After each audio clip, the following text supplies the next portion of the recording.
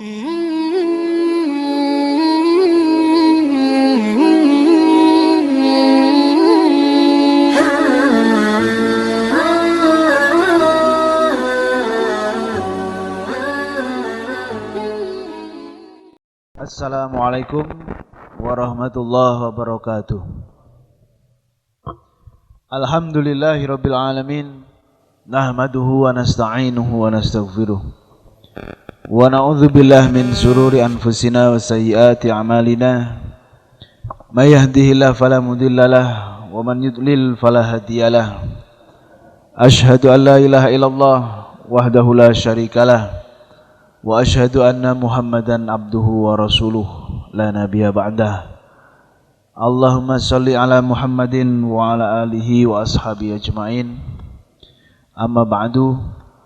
Alhamdulillah, teman-teman sekalian yang dirahmati Allah, kita bisa bertemu kembali di majelis ini dalam keadaan sehat walafiat, dalam keadaan cuaca yang mendung dan hujan rintik-rintik, suasananya syahdu ya.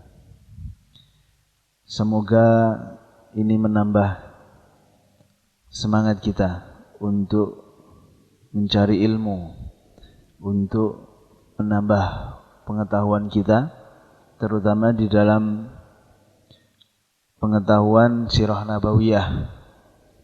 Pada pertemuan yang lalu kita sudah membahas tentang yaitu peristiwa-peristiwa sebelum terjadinya Fathu Makkah atau ditaklukkannya Makkah. Maka pada pertemuan ini kita akan membahas tentang Fathu Makkah, ditaklukkannya Makkah pada tahun 8 Hijrah, 2 tahun setelah perjanjian Hudaybiyah, di mana awalnya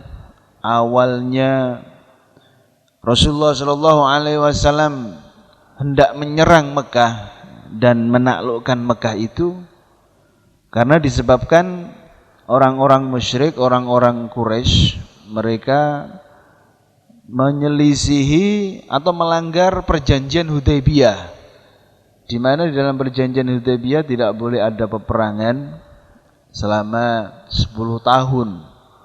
Tapi baru 2 tahun mereka udah bikin gara-gara sendiri. Akhirnya diserang oleh Rasulullah. Jadi awalnya itu orang-orang Quraisy membantu Bani Bakar. Bani Bakar itu melawan Bani Khuza'ah. Bani Khuza'ah itu adalah Bani yang ada perjanjian damai dengan Rasulullah SAW dan kaum muslimin. Sehingga apabila menyerang Bani Khuza'ah, maka sama saja dengan menyerang kaum muslimin gitu. Sedangkan Bani Bakar itu dibantu oleh orang-orang Quraisy di dalam menyerang Bani Khuza'ah. Sedangkan Bani Bakar ini ada perjanjian bersekutu dengan orang Quraisy, sehingga sama saja dengan orang Quraisy menyerang orang Muslim.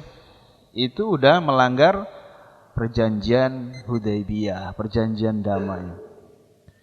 Bahkan saat itu dari Bani Khuza'ah itu dibunuh ada 20 orang lebih oleh orang-orang Quraisy dan Bani Bakar.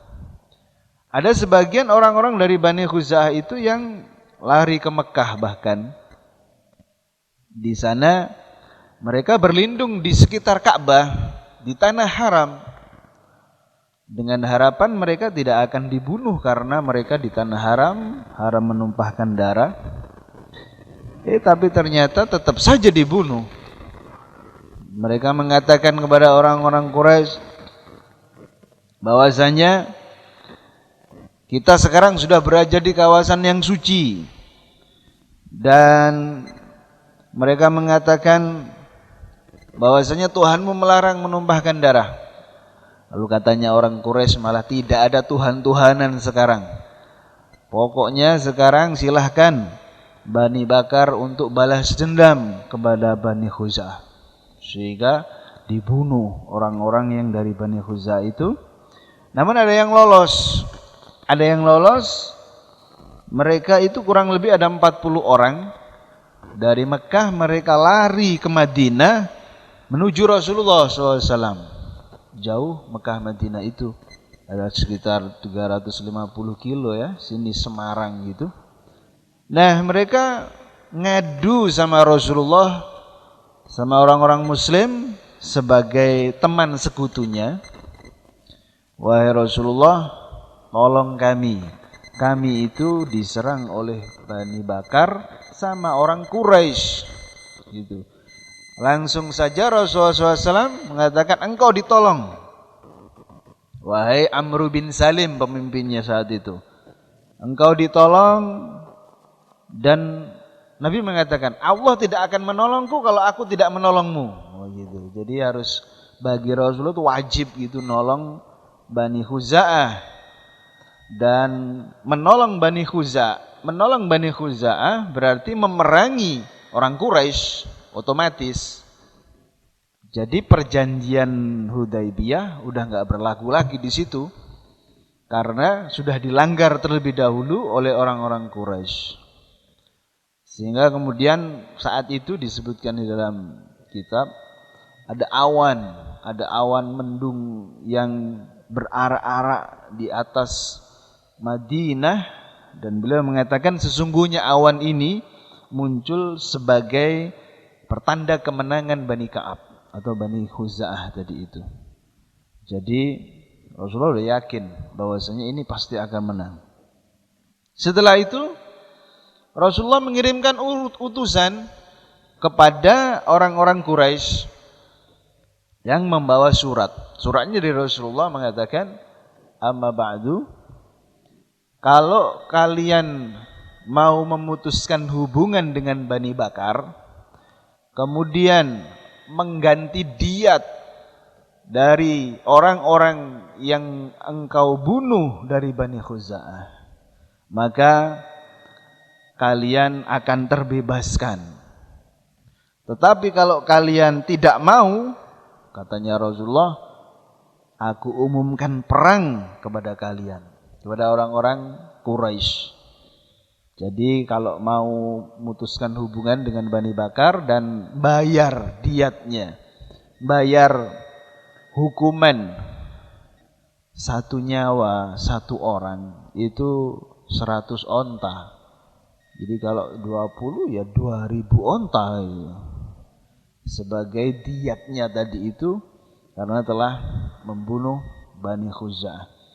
Nah, pesan itu diterima, kemudian mereka balas. Intinya nolak. Mereka mengatakan orang-orang Quraisy itu, Bani Bakar itu memang membawa celaka mereka itu. Membawa sial. Kalau kami bayar diat, bayar hukuman itu atas korban yang dilakukan oleh Bani Bakar, ludes uang kita, katanya mereka. Harta kita habis dong. Tapi kita juga tidak bisa memutuskan hubungan dengan mereka. Karena katanya mereka, tidak ada lagi yang seagama dengan kami selain mereka. Jadi saat itu Islam sudah nyebar ke seluruh Arab. Islam sudah mayoritas. Islam sudah kuat dan mereka minoritas, gantian sedikit. Sehingga tidak banyak lagi yang masih musyrik atau menyembah berhala, itu tidak banyak lagi. Sehingga orang Quraisy itu menganggap hanya tinggal Bani Bakar saja itu yang sama-sama musyrik, yang sama-sama menyembah berhala. Kalau diputuskan hubungan, terus siapa lagi temannya, katanya gitu. Enggak ada lagi yang seagama dengan kita, katanya mereka. Intinya nolak. Maka diputuskan oleh Rasulullah SAW untuk nyerang. Tapi nolak sambil takut. Takut-takut mereka. Kita ngerasa, kita kalau diserang sama Muhammad, kalah, udah hancur kita ini. Maka kita ini harus merayu Muhammad supaya tidak nyerang ke Mekah. Mereka ngutus Abu Sufyan. Abu Sufyan itu pertama diutus karena beliau atau dia, ya nanti dia masuk Islam dengan keislaman yang baik. Dia itu adalah pemimpin kaum, orang yang dipandang, yang tersisa. Sebelum-sebelumnya banyak tapi udah pada mati. Ada Abu Jahal, ada Abu Lahab, Umayyah bin Khalaf, Uqbah bin Mut'im, Utbah bin adiknya itu juga, itu udah pada mati. Jadi tinggal Abu Sufyan saja, pembesarnya. Di samping itu juga Abu Sufyan ini mertua Rasulullah SAW. Putrinya yang bernama Ummu Habibah itu menjadi istri Rasulullah SAW. Sehingga Abu Sufyan datang ke Madinah dalam rangka untuk melobi Nabi Muhammad supaya tidak nyerang ke Mekah. Tapi Abu Sufyan nggak berani ketemu sama Nabi Muhammad, langsung nggak berani, dan memang Nabi Muhammad nggak mau nemuin gitu, nggak mau nemuin Abu Sufyan karena jahatnya sebelumnya ya, dan Rasul tidak mau dirayu-rayu, itu tidak mau. Akhirnya Abu Sufyan itu mendatangi Abu Bakar As-Siddiq radhiyallahu anhu. Tolong dong, bahasa kita ya, Abu Bakar bilangin Nabi Muhammad supaya berlunak hati tidak menyerang Mekah. Abu Bakar enggak berani, saya enggak mau, enggak berani. Akhirnya ke Umar juga enggak berani, ke Utsman enggak berani, ke Ali radhiyallahu anhum enggak berani juga. Akhirnya ke putrinya, istrinya Rasulullah, ya putrinya sendiri. Tapi udah enggak ketemu sama putrinya itu lama, ada 16 tahun lebih. Karena putrinya itu ikut hijrah ke Habasyah, Ummu Habibah, ya, itu ikut hijrah ke Habasyah yang pertama, hijrah ke Ethiopia. Yang saat itu hanya sekitar 80 orang, laki-laki dan wanita, dan sejak itu enggak pernah lagi balik ke Mekah, tapi dari Ethiopia langsung ke Madinah ketika kaum muslimin hijrah ke Madinah. Dan itu enggak pernah ketemu sama bapaknya gitu. Enggak pernah ketemu sama Abu Sufyan. Dan ketika ke rumahnya Ummu Habibah, rumahnya Rasulullah, di situ Abu Sufyan itu mau duduk di atas tikarnya Rasulullah yang biasa dipakai duduk untuk Rasulullah atau istirahat oleh Rasulullah. Nah, oleh Ummu Habibah itu sebelum bapaknya itu duduk di atas tikar, dilipat dulu tikarnya. Dilipat, enggak boleh duduk di situ. Lalu katanya Abu Sufyan, "Wahai putriku, kok saya enggak boleh duduk di situ? Kamu kok kenapa melipat itu tikar? Kamu itu tidak suka sama tikarnya apa enggak suka sama aku?" katanya bapaknya kepada putrinya. Ummu Habibah terus terang, "Wahai bapak, ini tikarnya Rasulullah yang biasa dipakai Rasulullah. Sesungguhnya engkau itu musyrik dan najis. Enggak pantas duduk di atas tikarnya Rasulullah. Ini enggak boleh." Jadi meskipun bapaknya sendiri kalau musyrik, ya dia tolak. Dan dari situ Abu Sufyan tahu ini enggak mungkin ngerayu putrinya supaya ngomong sama Nabi Muhammad melunakkan itu, enggak mungkin, enggak bisa, udah. Menyerah Abu Sufyan. Demi Allah katanya Abu Sufyan, engkau itu tidak jadi baik setelah berpisah denganku. Ada 16 tahun kan enggak ketemu sama bapaknya. Bisa lama enggak jadi baik katanya Abu Sufyan. Nah, saat itu kemudian pulang ya, Abu Sufyan pulang, gagal, intinya lobinya gagal. Dan Rasulullah SAW mempersiapkan pasukan tapi dengan rahasia. Rasul SAW mempertimbangkan sudah saatnya untuk menyerang Mekah. Jadi jangan dianggap nyerang duluan, tapi ini adalah ekses atau bentuk karena mereka nyerang duluan sehingga Rasulullah memberikan imbal balik begitu saja. Karena mereka menyalahi perjanjian Hudaybiyah. Intinya di situ. Tapi ada faktor-faktor yang lain, beberapa faktor yang membuat Rasulullah SAW berani untuk menyerang Mekah. Di antaranya yang pertama yaitu bahwasanya kekuatan kaum muslimin itu sudah luar biasa meningkat pesat yang ada di Madinah saat itu, di mana biasanya orang-orang kaum muslimin itu mereka lemah karena adanya orang-orang Yahudi yang ada di Madinah, tapi saat itu Yahudi sudah ditaklukkan semuanya. Yahudi sudah diberangus. Yahudi Bani Qainuqa, Yahudi Bani Nadir, kemudian ada Yahudi Bani Quraidah, ada yang terakhir itu Yahudi Khaybar. Ada 4 Yahudi besar, itu semuanya sudah enggak berkutik. Takluk Yahudi, mereka udah enggak berani macam-macam. Baru sekarang aja mereka berani macam-macam lagi. Ya, saat itu mereka betul-betul lemah di hadapan kaum muslimin. Nah itu sehingga kaum muslimin di Madinah itu betul-betul jaya, betul-betul kuat.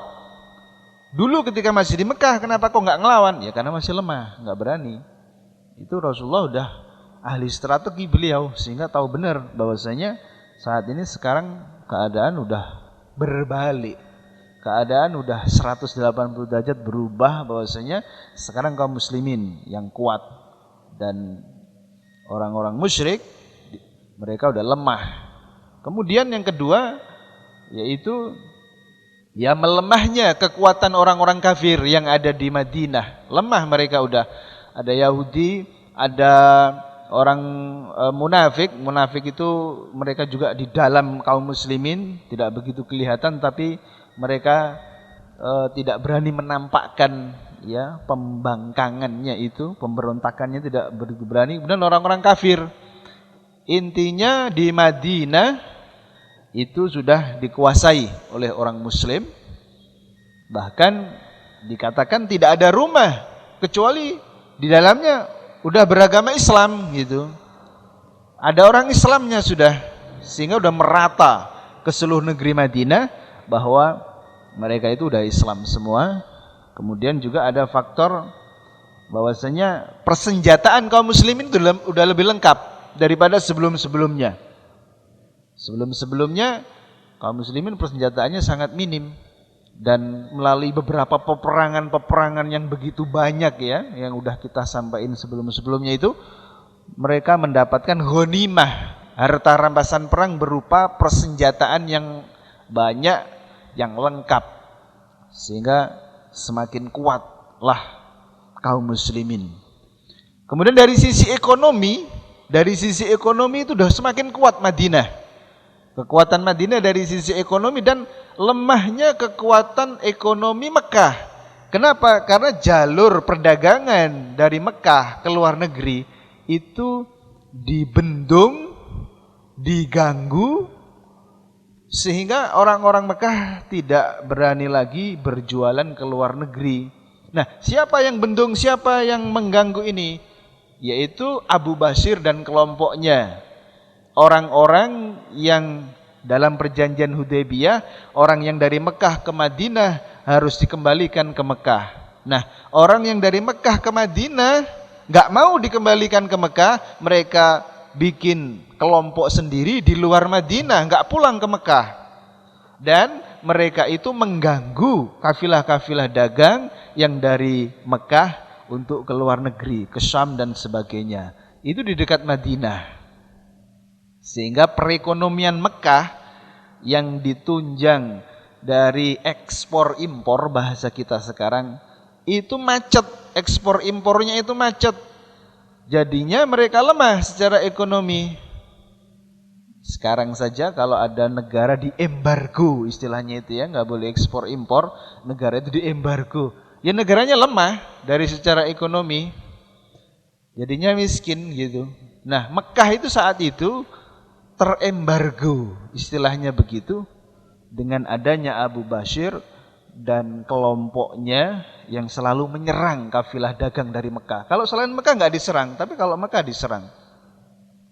Nah, Sedangkan Madinah terus berkembang, tidak ada masalah dengan ekonomi, dan pedagang-pedagang besar itu juga ada di Madinah.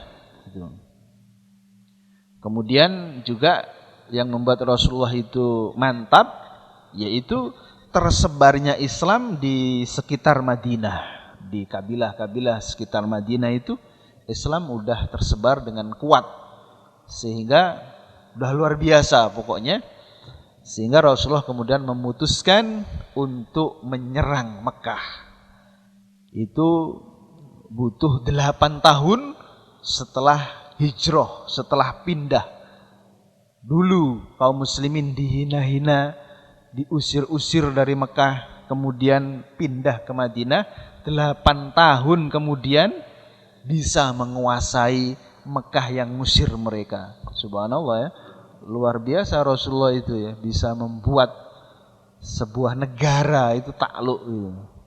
Hanya dalam waktu 8 tahun, mulai dari nol bisa dikatakan. Nah, saat itu Rasulullah mempersiapkan pasukan. Tapi Rasulullah SAW mempersiapkan pasukan dengan penuh perhitungan dan penuh kehati-hatian, penuh kerahasiaan. Itu terutama rahasia. Jadi kekuatan Rasulullah itu salah satunya adalah kemampuan beliau dalam menyimpan rahasia.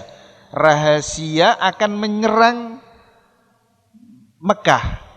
Seluruh penduduk Madinah nggak ada yang tahu kalau Rasulullah itu mau nyerang Mekah. Nggak ada yang tahu. Hanya Rasulullah menyuruh untuk mempersiapkan diri, pasukan dipersiapkan, persenjataan dipersiapkan, perbekalan dipersiapkan. Kita mau nyerang mana Rasulullah? Enggak dikasih tahu. Pada bertanya-tanya, ini kemana?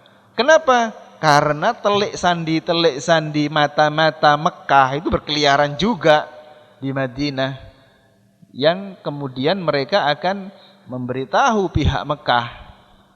Jadi salah satu strategi Rasulullah itu, dan itu yang paling utama, yang membuat orang Mekah itu kaget gitu, kaget.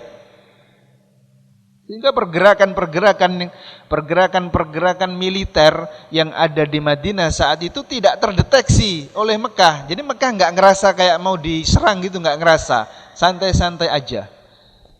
Padahal di Madinah saat itu intens pergerakan militer, artinya persiapan itu intens sekali. Cuman orang bertanya-tanya, ini mau kemana? Bahkan sampai Abu Bakar As-Siddiq radhiyallahu anhu dan Aisyah radhiyallahu anha, istri Rasul sendiri, itu nggak tahu.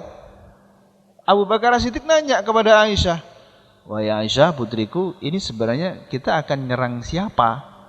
"Nggak tahu saya," katanya Aisyah. Jadi Rasulullah nggak ngomong, sampai kepada istrinya beliau tidak ngomong. Ini pentingnya hal itu. Nah,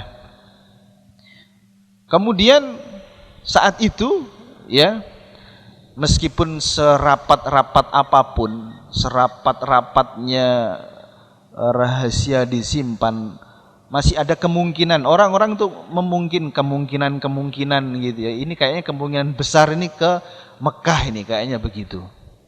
Maka ada yang ngirim surat rahasia, namanya Hatib bin Abi Balta'ah, seorang sahabat yang memberitahukan, isi suratnya itu memberitahukan kepada keluarganya bahwasanya orang muslim akan nyerbu Mekah gitu. Surat itu dititipkan kepada seorang wanita. Lalu Rasulullah SAW kemudian diberitahu oleh malaikat Jibril bahwasanya ada surat yang dibawa oleh seorang wanita menuju Mekah. Maka segera saja Rasulullah mengutus Ali bin Abi Thalib dan 2 orang lagi sahabat untuk mengejar wanita itu, dan kemudian terkejar, lalu disuruh mengeluarkan suratnya. Wanita itu nggak mau. Kalau nggak mau kamu nanti copotin bajunya semuanya, diancam gitu. Akhirnya dia mau mengeluarkan suratnya yang disimpan di sanggul rambutnya ya, di lipatan-lipatan rambutnya itu. Kemudian dibawa suratnya oleh Ali bin Abi Thalib kepada Rasulullah SAW, dan wanita itu mengatakan bahwasanya yang ngirim ini Hatib bin Abi Balta'ah. Lalu setelah itu Rasulullah manggil Hatib bin Abi Balta'ah. Itu Umar yang ada di dekatnya Rasulullah itu sudah hendak membunuh Hatib, mau dipenggal kepalanya. Saya penggal aja Rasulullah ini. Jadi memang wajar pengkhianat perang itu bisa dibunuh hukumannya ya, bisa dibunuh. Mata-mata pembocor rahasia perang. Karena akibatnya bisa kekalahan kaum muslimin atau kekalahan yang dibocorkan rahasianya, yang terbunuh bisa ribuan, yang terbunuh bisa ratusan ribu gara-gara rahasia bocor. Jadi berat, termasuk dosa besar. Dosa besar itu membocorkan rahasia kepada musuh gitu. Yang mau dibunuh, tapi kata Rasulullah jangan. Karena Allah Subhanahu wa taala itu memberikan firman di dalam hadis qudsi bahwasanya Hatib bin Abi Balta'ah ini kan beliau veteran perang Badar ya. Veteran perang Badar yang sangat dimuliakan, sehingga saat itu katanya Rasulullah SAW, Allah Subhanahu wa taala itu mengatakan i'malu ma syi'tum qad ghafartu lakum. Berbuatlah sesuka kalian wahai veteran perang Badar, sesungguhnya aku telah ampuni kalian itu. Jadi dari situ kemudian Rasulullah tidak mau membunuh Hatib bin Abi Balta'ah dan mengampuninya. Rasul memberikan hadis qudsi tadi itu kepada Umar dan kepada para sahabat. Ini menunjukkan keutamaan luar biasanya veteran perang Badar. Meskipun setelah itu ya Hatib merasa sangat bersalah. Kenapa kamu kok ngirim surat begitu Hatib? Katanya Hatib, orang-orang yang lain yang keluarganya ada di Mekah itu ada yang melindungi, sedangkan keluarga saya nggak ada yang melindungi gitu. Sehingga saya memberitahu. Tapi kemudian suratnya itu belum nyampe Mekah. Nah, kemudian Rasulullah SAW juga untuk mengkaburkan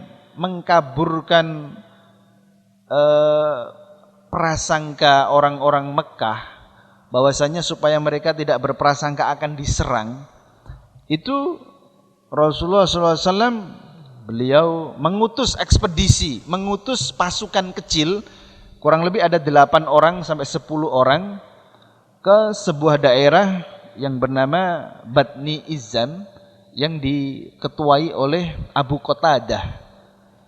Nah, sehingga orang Mekah itu menyangka bahwasanya tujuan Nabi itu sebenarnya ke Batni Izzam itu. Jadi akan pasukan tadi itu yang besar tadi itu mau diarahkan ke Batni Izzam, sehingga Nabi mengutus 8 orang terlebih dahulu sehingga kemudian nyusul gitu ya. Itu supaya memang dibuat begitu oleh Rasulullah supaya orang-orang kafir itu keliru di dalam menganalisa gitu. Oh, itu Muhammad ngirim ke Batni Izzam, berarti yang akan diserang Batni Izzam. Sehingga kemudian orang Mekah itu untuk membuktikan itu ngirim pasukan juga ke Batni Izzam. Tapi ternyata ketika di Batni Izzam udah nggak ada, orang-orang Islamnya udah balik. Oh, ternyata bukan. Dan ketika mereka itu balik, berangkatlah kaum muslimin dari Madinah bersama Rasulullah Shallallahu Alaihi Wasallam saat itu bersama kurang lebih 10.000 orang. Jadi di antara cara-cara Rasulullah tadi itu yang pertama yaitu ngirim pasukan kecil untuk mengacaukan kesimpulan orang Mekah, supaya untuk mengaburkan pergerakan militer Nabi Muhammad dan kaum muslimin. Kemudian yang kedua, Rasulullah itu juga menyebar informan-informan di sekitar Madinah, mencari informasi di Madinah ataupun di luar Madinah yang kira-kira untuk memastikan bahwasanya kabar penyerangan dari Madinah ke Mekah itu tidak bocor. Itu jadi sampai segitunya Rasulullah. Kemudian juga yang terutama Rasulullah itu berdoa. Beliau berdoa semoga Allah menutup pendengaran orang Mekah, menutup penglihatan orang Mekah, menutup pengetahuan orang Mekah dari pergerakan Rasulullah tersebut. Allahumma khud ala asma'ihim wa absarihim. Ya Allah, tutuplah pendengaran mereka, tutuplah penglihatan mereka, fala yarawna ila baghtah. Jangan sampai mereka melihat kami kecuali mereka melihat dengan tiba-tiba gitu, itu ada depan. Ila baghtah wala yasma'una bina illa faj'ah, dan tidaklah mereka mendengar kami kecuali dalam keadaan mendadak gitu. Jadi orang kalau diserang dalam keadaan mendadak enggak siap gitu. Jadi udah Rasulullah persiapannya maksimal, betul-betul luar biasa. Ini menunjukkan juga tentang kehebatan Rasulullah sebagai seorang pemimpin, sebagai seorang panglima perang juga. Kehebatan strategi beliau. Baik. Kemudian setelah itu, ya, pada tanggal 10 Ramadan, puasa-puasa 10 Ramadan dengan 10.000 pasukan lebih berangkat untuk pergi ke Mekah, dan di Madinah diwakilkan kepada seorang sahabat yang bernama Abu Ruham radhiyallahu anhu untuk mengatur Madinah selama ditinggal oleh Rasulullah sallallahu alaihi wasallam. Di dalam perjalanan itu ada kejadian-kejadian yang tercatat dalam sejarah. Di antaranya ketika sudah sampai Rasulullah dan kaum muslimin di sebuah tempat yang bernama Kadid, sebuah daerah yang bernama Kadid, itu kurang lebih yaitu 80 km sebelum Mekah. 80 km sebelum Mekah, ya masih jauh. Masih jauh, tapi ya untuk ukuran pasukan sebesar itu udah dekat gitu. Itu ya kira-kira mana 80 meter itu, ya sini hampir sini Jajak sana ya mungkin. Itu ya udah, kaum muslim udah di sana, Mekah udah di sini, kaum muslim udah di Jajak sana itu. Itu saat itu Rasulullah SAW bertemu dengan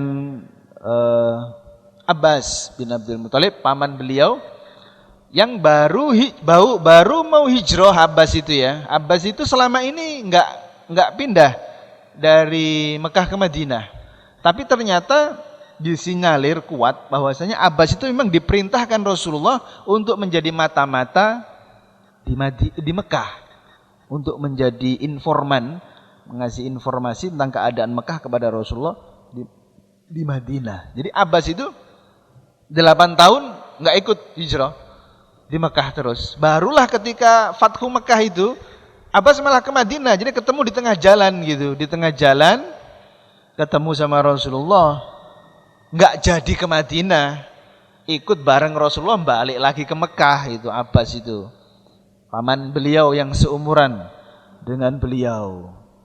Nah, juga ketemu dengan Abu Sufyan ibnul Harith, yang mana Abu Sufyan ibnul Harith itu adalah orang yang dulu suka menghina-hina Rasulullah SAW, dan orang-orang kafir di sepanjang perjalanan itu mereka nggak ada yang berani nyerang Nabi Muhammad, nyerang kaum muslimin. Ngelihat pasukan sebesar itu 10.000, bayangkan. Mereka udah keder semua, jadi mereka udah nyerah tanpa syarat ketika melihat kekuatan kaum muslimin itu saja. Padahal 8 tahun yang lalu, mereka sok-sokan kuat, ngusir-ngusir mereka. Jadi kayak Abu Sufyan ini pokoknya udah nyerah tanpa syarat, ingin ketemu sama Nabi. Karena masih ada saudara gitu, masih ada jalur saudara sama Nabi Muhammad. Awalnya Nabi Muhammad itu nggak mau nemui Abu Sufyan bin Harith, tapi kemudian saat itu dikatakan kepada Rasulullah, ini kan saudaramu wahai Rasulullah gitu. Akhirnya kemudian Rasulullah mau untuk menemui Abu Sufyan bin Harith. Dia itu adalah ahli syair, penyair, dan isinya kalau dulu itu suka jelek-jelekin Nabi, terus isinya syair-syairnya itu menghina-hina, menjelek-jelekan Nabi. Nah, ketika itu saat di perjalanan menuju Mekah itu, dalam Fathu Mekah itu, gantian Abu Sufyan itu untuk menyenangkan hati Nabi itu bikin syair-syair yang memuji-muji memuji-muji Nabi Muhammad dan diampuni oleh Rasulullah, dimaafkan oleh Rasulullah SAW, tidak dihukum. Meskipun dulu perbuatannya sangat menyakitkan hati. Ya, itu Abu Sufyan ibnul Harits itu dulu itu pernah ngomong sama Nabi Muhammad dulu ya, ketika masih jayanya dan umat muslim masih lemah, itu ngejek Nabi Muhammad, "Hai Muhammad, saya tidak akan iman sampai sama kamu, sampai kamu itu bikin tangga sampai ke langit ketujuh sana. Bikin tangga yang tinggi sampai langit, kamu naik tangga itu terus nanti masuk ke langit sana, terus kemudian kamu turun bawa surat keterangan dari Allah," katanya gitu, bahwasanya kamu ini nabi.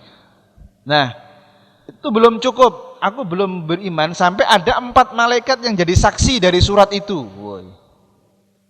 Dan kayaknya katanya Abu Sufyan gitu, kalaupun kamu bisa itu ada 4 saksi juga, kayaknya aku juga belum iman, katanya gitu.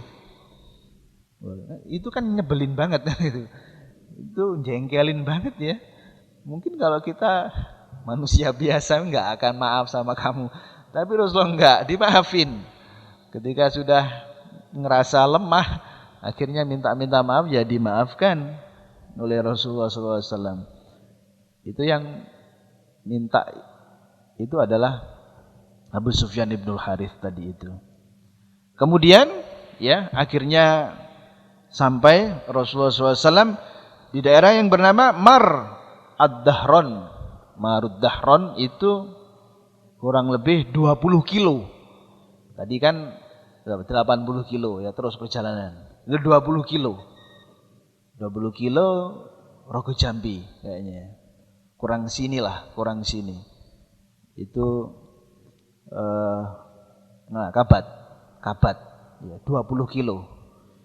20 kilo itu penduduk Mekah itu kayaknya udah pada tahu, udah dikasih tahu. Itu sudah pada heboh. Pada takut sudah orang Mekah. 20 kilo ya. Pasukan besar akan nyerang sini misalkan. Udah pada ketakutan. Dan di sana Rasulullah berkemah di Marud Dahron tadi itu.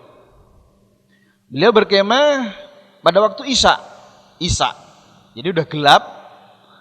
Di sana Rasulullah memerintahkan pasukan yang berjumlah 10.000 itu menyalakan oncor.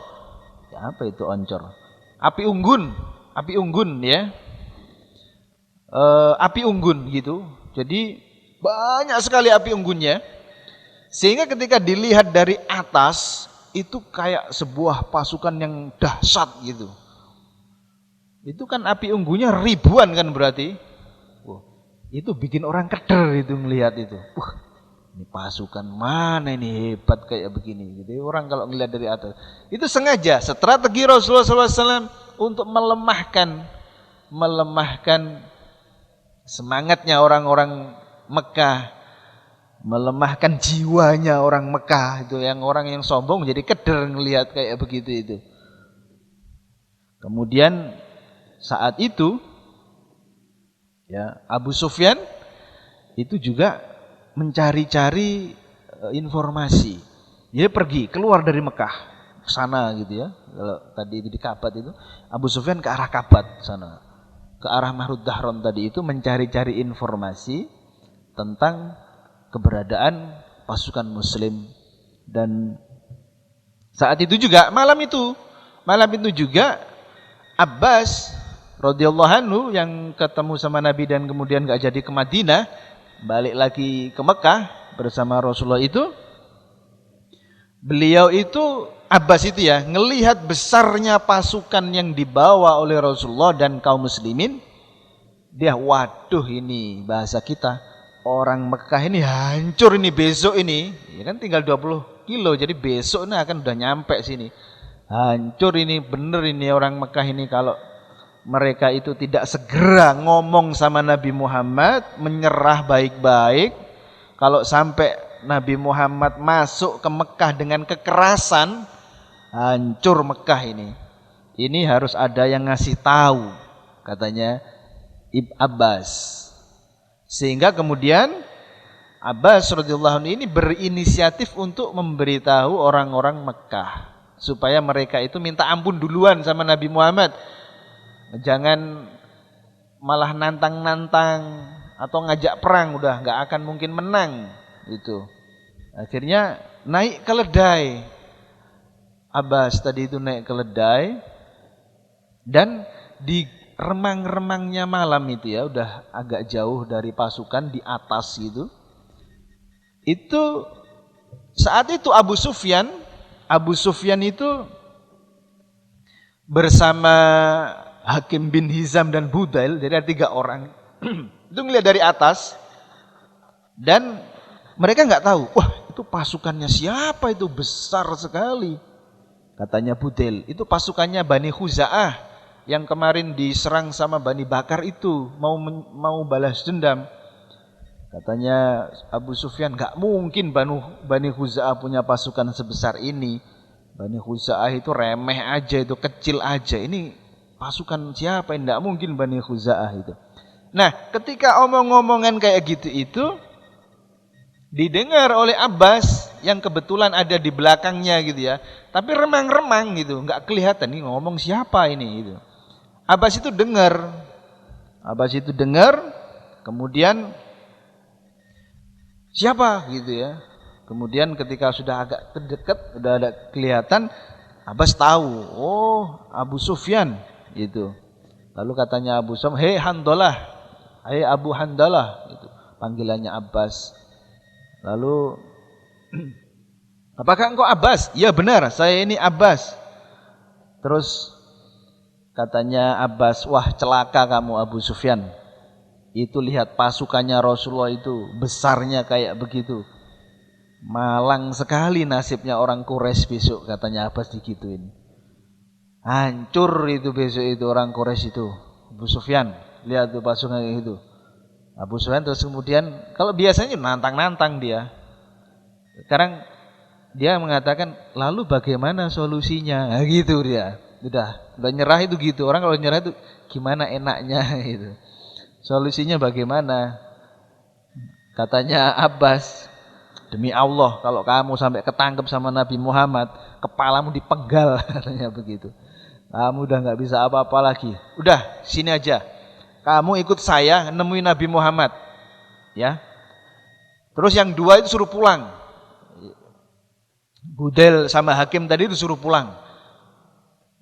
Nah dia pulang ini juga ngomong-ngomong ke orang Mekah dan kemudian Abbas nggak jadi ke Mekah, ya, nggak jadi ke Mekah, tapi balik lagi ke Nabi Muhammad sambil bonceng Abu Sufyan untuk ketemu sama Rasulullah Shallallahu Alaihi Wasallam. Kemudian ketika sudah melewati banyak pasukan, dia mau dekat sama Rasulullah itu, Umar itu udah lihat duluan. Itu siapa itu di gelap-gelap gitu ya. Kemudian ketika dilihat Umar, loh Abu Sufyan. Wah ini musuh Allah, Abdullah gitu. Umar kan ngelihat musuh semangat kan dia, semangat bunuh gitu, semangat mau menggal kepalanya. Buru-buru dia segera nemuin Nabi Muhammad sambil lari dia, ya. Setelah itu seperti biasa, izinkan saya wahai Rasulullah menggal kepalanya musuh Allah ini. Umar mesti gitu. Pokoknya sering sekali kisah Umar itu kepengin menggal kepala. Ada Abdullah bin Ubay bin Salul yang mau dipenggal. Ada Hatib bin Abi Balta'a tadi itu juga. Kemudian ini ada Abu Sufyan ini yang mau dipenggal juga oleh Umar. Lalu Rasul SAW tidak membolehkannya tentu saja. Dan Rasul memaafkan, dan disitulah ya pinternya Rasulullah SAW, tidak hanya dikuasai dengan hawa nafsu. Mungkin kalau manusia biasa ya seperti Umar, seperti kita mungkin langsung bunuh gitu saja, balas dendam gitu. Karena ini ada di dengkotnya orang musyrik yang paling tinggi saat itu Abu Sufyan itu. Umar itu sudah ngeyel, pokoknya dia ingin bunuh itu udah. Nabi sampai meyakinkan Abbas, juga meyakinkan Umar jangan. Sampai akhirnya Umar nuruti Nabi Muhammad, tidak jadi dibunuh, cuman oleh Nabi Muhammad Abu Sufyan itu katakan, celaka kamu wahai Abu Sufyan. Bahwa apa kamu itu masih belum yakin bahwasanya tidak ada Allah, tidak ada Tuhan yang wajib disembah kecuali Allah gitu. Diajak masuk Islam sama Rasulullah. Kemudian katanya Abu Sufyan, sungguh demi Allah aku telah menduga bahwa andai saja di sana ada ilah, ada Tuhan selain Allah, pasti ia akan membelaku, katanya gitu. Terus kemudian kata Rasulullah, celaka kamu Abu Sufyan, apa kamu belum yakin bahwasanya aku ini ada utusan Allah?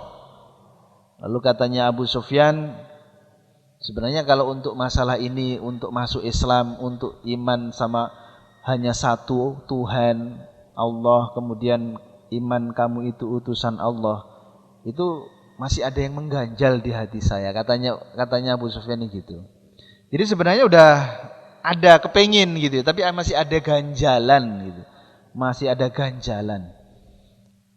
Lalu katanya Abbas, celaka kamu Abu Sufyan, cepat kamu masuk Islam sebelum lehermu dipenggal, katanya. Mau masuk Islam masih gak ada ganjalan-ganjalan gitu. Akhirnya Abu Sufyan masuk Islam dia. Ya, dia kemudian bersyahadat, asyhadu alla ilaha illallah, asyhadu anna muhammadar rasulullah ya.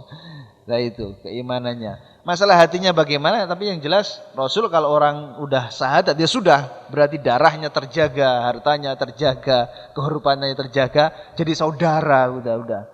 Enggak boleh lagi ada orang ngotak-ngotiknya. Enggak boleh lagi. Masalah hatinya itu urusannya dengan Allah Subhanahu wa taala. Yang penting luarnya sudah bersyahadat. Ya, kemudian jadi udah muslim, malam itu Abu Sufyan jadi orang Islam gitu. Dengan terpaksa. Dengan terpaksa. Tidak apa-apa. Banyak para sahabat-sahabat itu masuk Islam dengan terpaksa, masuk Islam karena seneng harta, enggak masalah pada awalnya. Karena pada akhirnya nanti juga jadi orang Islam yang baik, gitu ya. Jadi boleh kita itu misalkan supaya orang senang ke masjid, kemudian dikasih makanan yang banyak gitu ya. Habis Jumatan itu dikasih makan yang banyak supaya orang senang ke masjid. Allah, kamu itu ke masjid karena makanan aja, enggak apa-apa gitu, enggak apa-apa. Kamu ke masjid itu karena supaya dapat santunan aja, enggak apa-apa. Baik aja. Nanti lama-lama dia akan senang dengan sendirinya gitu. Jadi Abu Sufyan juga gitu. Terus kemudian Rasulullah Shallallahu Alaihi Wasallam saat itu menyuruh Abbas untuk bersama Abu Sufyan untuk mencegat pasukan di sebuah tempat yang posisinya itu leluasa bisa melihat pasukan yang besar tadi itu. Ya, esok paginya itu pasukan itu berangkat ke Mekah. Nah, Abbas sama Abu Sufyan itu melihat di sebuah tempat yang leluasa. Bagaimana ditampakkan kepada Abu Sufyan kebesaran kaum muslimin itu ya. Dengan bajunya yang sama, bajunya kabilah-kabilah itu punya baju-baju sendiri gitu maksudnya. Punya baju sendiri, punya bendera sendiri. Jadinya kelihatan berwibawa gitu. Abu Sufyan sampai terheran-heran, sungguh ini pasukan yang luar biasa dahsyatnya. Tidak ada yang berani menandingi pasukan ini, katanya Abu Sufyan. Memang sengaja sama Rasulullah itu suruh melihat Abu Sufyan. Karena Abu Sufyan ini seorang pemimpin Arab. Masuk Islamnya Abu Sufyan itu akan membawa masuk Islamnya orang-orang Mekah. Jadi pemimpinnya masuk Islam, anak buahnya juga akan mudah untuk masuk Islam. Jadi itu di antara strategi Rasulullah Shallallahu Alaihi Wasallam, dan kemudian Rasulullah mengatakan kepada para pasukan, ya, man dakhala dara Abu Sufyan amin. Barang siapa yang nanti di Mekah itu orang-orang yang masuk ke rumahnya Abu Sufyan itu, maka dia akan selamat. Ini adalah sebuah bentuk penghormatan kepada Abu Sufyan. Jadi katakan oleh Abbas kepada Rasulullah, Rasulullah, Abu Sufyan itu orang yang suka dihormati, orang yang suka penghormatan. Kan pemimpin terus itu kan sukanya dihormati. Yaitu suka dengan pujian-pujian, suka dihormati dengan penghormatan. Bikinlah Rasulullah penghormatan untuk Abu Sufyan. Maka Rasul mengatakan, barang siapa nanti orang Mekah yang masuk rumahnya Abu Sufyan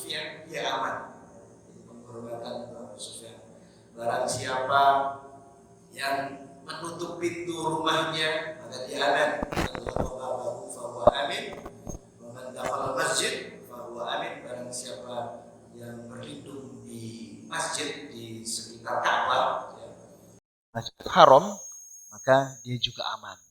Itu pesan kepada pasukan yang untuk disampaikan kepada orang-orang Mekah. Nah, setelah itu, jamaah sekalian dirahmati Allah Subhanahu wa taala, saat itu tanggal 17 Ramadan, ya, 17 Ramadan, Rasulullah SAW meninggalkan Marad Dahran untuk menuju Mekah, dan Rasul memang menyuruh Abbas sama Abu Sufyan untuk melihat pasukan yang begitu besarnya tadi itu. Rasul itu membagi jadi dua pasukan, di mana pasukan yang pertama, istilahnya sayap kanan, itu dipimpin oleh Khalid bin Walid, panglima perang.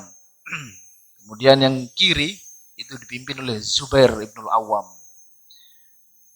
Itu 5.000-5.000-an lah gitu kira-kira. 5.000. Sayap kanan 5.000, sayap kiri 5.000. Dengan persenjataan lengkap, dengan pakaian yang sama gitu ya, seragam, ada seragamnya.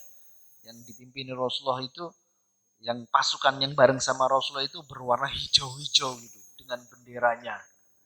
Jadi sudah mantap sekali, sudah Mekah itu sudah betul-betul takluk sudah. Belum datang aja sudah takluk. Mereka itu sudah nggak berani apa-apa sudah.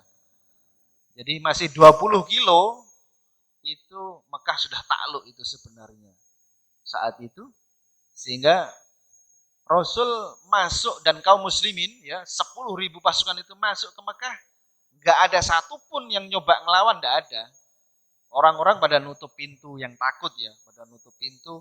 Ada yang di rumahnya Abu Sufyan, ada yang berlindung di Ka'bah. Seperti kata Rasulullah, barang siapa yang berlindung di rumahnya Abu Sufyan aman, barang siapa yang nutup pintu aman, barang siapa yang berlindung di Masjidil Haram aman. Nah, mereka aman. Tidak ada yang berani nyerang pasukan sebesar itu. Rasul masuk dengan tenang, dengan tidak pongah ya, tidak gini gitu enggak. Rasul menundukkan wajah beliau. Menundukkan wajah, tawadhu ya.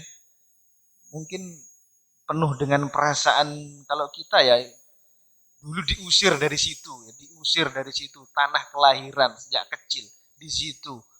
Diusir 8 tahun. 8 tahun baru bisa balik lagi dan jadi penguasa. Akhirnya mereka semuanya itu nurut sama Rasulullah. Mungkin kalau kita perasaannya nangis gitu, terharu. Rasulullah tidak nangis.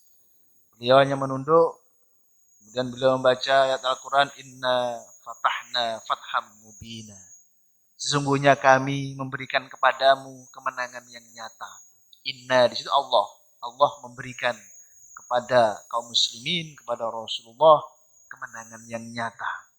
Itu diulang-ulang Rasulullah. Inna fatahna laka fatham mubina. Inna fatahna laka fatham mubina. Janji Allah Subhanahu wa taala. Ya. Jadi luar biasa kejadian tersebut. Fathu Mekah itu. Kemudian beliau mengumumkan kembali ya di dekat Masjidil Haram itu, beliau mengumumkan kembali barang siapa yang masuk rumahnya Abu Sufyan aman, barang siapa yang masuk masjid aman, barang siapa yang nutup pintu aman. Ada sih sahabat yang bikin gara-gara gitu ya, bikin gara-gara. Dia mengatakan, hadzal yaumul malhamah. Ini hari ada hari pembantaian, katanya gitu. Wakut orang-orang Mekah dibilangin kayak gitu. Ini hari pembantaian. Orang nggak diancam aja takut, apa dia ancam-ancam kayak gitu. Akhirnya kemudian Rasul menegaskan tadi itu, aman, semua aman, tidak ada. Bahkan hari ini adalah yaumul marhamah, kata Rasulullah SAW. Bahkan hari ini adalah hari rahmat, hari penuh dengan rahmat, penuh dengan kasih sayang. penuh dengan kebahagiaan, bukan hari pembantaian. Itu. Bukan yaumul malhamah, tapi yaumul marhamah, penuh dengan rahmat. Nah, kemudian beliau juga tawaf ya ke Ka'bah.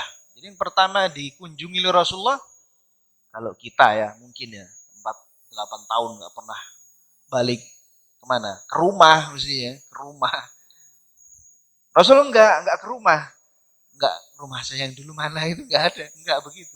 Tapi ke Masjidil Haram, ke Ka'bah. Pemimpin tuh gitu ya, mikirin umat gitu, bukan mikirin pribadi. Kalau kita mungkin nostalgia gitu.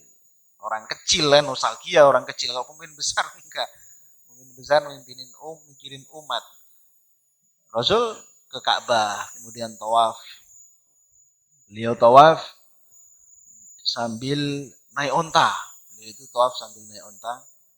Kemudian beliau saat itu masuk ke dalam Ka'bah ya.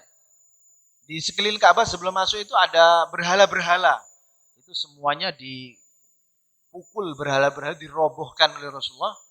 Dengan saat itu beliau membawa busur, membawa panah, ya panah dirobohkan dengan panah beliau itu sambil beliau menyebutkan ayat ja'al haq wa zahaqal batil.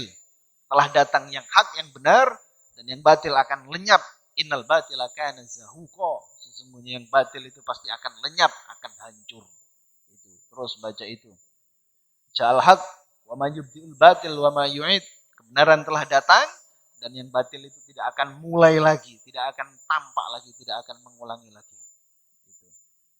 Sambil menghancurkan berhala-berhala yang ada di sekitar Ka'bah. Kemudian beliau masuk ke dalam Ka'bah. Jadi masuk ke dalam Ka'bah.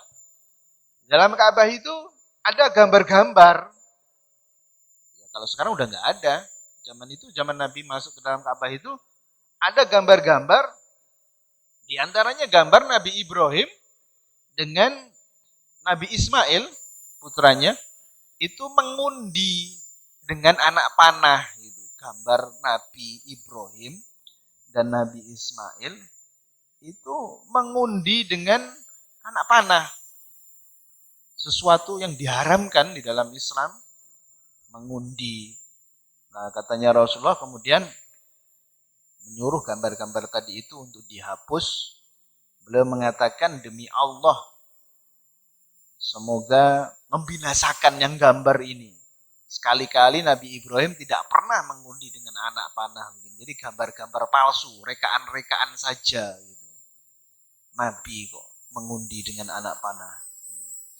Kemudian beliau perintahkan itu untuk dihapus ya di dalam Ka'bah itu. Setelah itu kemudian beliau sholat 2 rakaat. Setelah itu beliau mengitari dinding Ka'bah bagian dalam. Yang bagian dalam ya sambil bertakbir di setiap pojok-pojok Ka'bah itu. Sementara orang-orang Quraisy itu pada berkerumun rame di sekitar Ka'bah. Tapi nggak ngelawan, ya mereka cuma berkerumun aja. Berkerumun nunggu keputusan Rasulullah Shallallahu Alaihi Wasallam. Kemudian Rasul keluar ditunggu oleh orang-orang Quraisy tadi itu. Orang-orang Quraisy ya tetangga-tetangga Rasulullah zaman dulu ya. Orang-orang yang dikenal Rasulullah, mereka juga mengenal Rasulullah, bukan orang lain lagi. Yang mungkin ada di antara mereka yang dulu nyakiti Rasulullah, menghina dan sebagainya. Tapi Rasul sudah lupakan itu semua. Beliau sambil memegang pinggiran pintu Ka'bah, kemudian beliau mengatakan kepada mereka, La ilaha illallah, wahdah la syarikalah. Tidak ada Tuhan kecuali hanya Allah yang wajib disembah, satu-satunya, tidak ada sekutu baginya. Lahul mulku wa lahul hamd wa huwa ala kulli syai'in qadir. Shadaqa wa'dah wa nasara 'abdah wa hazzamal ahzaba wahdah. Itu yang diucapkan Rasulullah pertama kepada orang-orang Quraisy. Kemudian Rasulullah mengatakan, wahai orang-orang Quraisy, Sesungguhnya Allah telah menghilangkan kesombongan jahiliyah, menghilangkan pengagungan terhadap nenek moyang, pengagungan manusia dari Nabi Adam. Dan Nabi Adam itu adalah manusia yang terbuat dari tanah. Dan seterusnya, sampai Rasulullah SAW membacakan ayat. Lalu Rasul menyampaikan, pada hari ini aku sampaikan kepada kalian perkataan Nabi Yusuf kepada saudaranya. Jadi meminjam perkataannya Nabi Yusuf kepada saudaranya untuk disampaikan kepada orang-orang Quraisy. Pada hari ini tidak ada cercaan kepada kalian.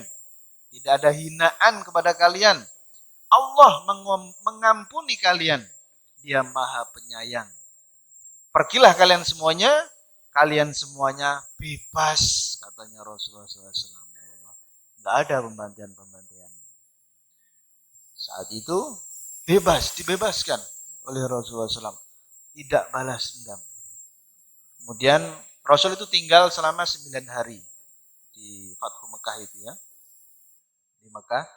Hari kedua Rasul juga berkhutbah lagi di hadapan manusia setelah beliau bertahmid, ya alhamdulillah dan seterusnya. Kemudian beliau, sesungguhnya Allah telah mengharamkan Mekah. Haramkan Mekah. Maka tidak halal bagi orang yang beriman pada Allah dan hari akhir untuk menumpahkan darah dan mematahkan batang pohon. Jika ada orang yang beralasan dengan perang yang dilakukan Nabi SAW, maka jawablah, sesungguhnya Allah mengizinkan Rasulullah SAW dan tidak mengizinkan kalian. Jadi saat itu Allah Subhanahu Wa Taala itu mengizinkan Rasul itu untuk berperang itu dari matahari terbit sampai asar saja, hanya itu saja. Kan tidak boleh berperang di tanah haram itu. Tapi pada waktu hari penaklukan Mekah itu memang Allah mengizinkan Rasul dari matahari terbit sampai asar saja, karena ada beberapa orang yang memang karena beratnya kesalahannya kepada Islam, kepada Rasulullah, itu yang dieksekusi saat itu. Kemudian diantaranya juga ada yang lari yaitu Wahsy yang membunuh Hamzah, paman Rasulullah SAW, itu lari. Padahal dibebaskan oleh Rasulullah, bebas, diampuni. Cuman waktu itu Rasul diberitahu bahwasanya ada Wahsy. Rasul, dia bebas, tapi aku tidak mau melihat dia. Mungkin terlalu berat bagi Rasulullah ya, mengingat pamannya yang dicabik-cabik kayak begitu itu, yang dibunuh oleh Wahsy. Tapi pada akhirnya Wahsy masuk Islam, dan sejak itu tidak pernah dilihat oleh Rasulullah, nggak pernah. Tiap kali mau ketemu Rasulullah, dia selalu tahu diri, dia akan menghindar terus dari Rasulullah SAW sampai wafatnya Rasulullah. Itu Wahsy dan masuk Islam, dan Islamnya baik. Nah, itulah penaklukan kota Mekah atau Fathu Mekah. Setelah itu kemudian tidak ada lagi hijrah, ya, tidak ada lagi istilah hijrah, itu sudah tidak ada lagi. Jadi seluruh Mekah sudah masuk Islam, seluruh Madinah juga sudah masuk Islam, dan seluruh Arab itu sudah mayoritas Islam. Jadi ini sudah di akhir-akhir masa hayat Rasulullah Shallallahu Alaihi Wasallam. Demikian kisah tentang Fathu Mekah. Billahi taufiq wal hidayah. Assalamualaikum warahmatullahi wabarakatuh.